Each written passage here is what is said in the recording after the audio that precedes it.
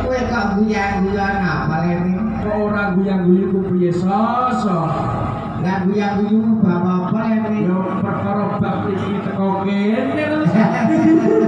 Awake dhewe ning kene perdana lho men ya. Iya ngono lho sok. Iki ning desa iki ta men. Iku ora ning desa Petak Malu lho sok. Ning luar kota men ya. Luar Jawa sok.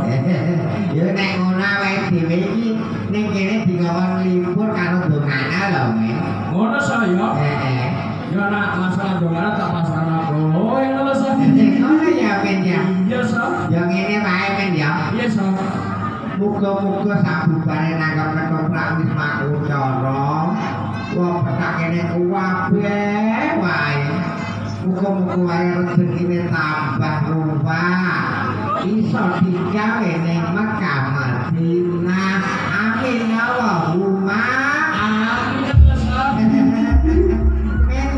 Iya sok. Wong kene ben ngerti ngene nganan ditana lah men. Iku apa salu? Di men. Iku. Wah iya lah men ya. Ya dijene dicetai ya men. This is my Afro Wisma Untoro.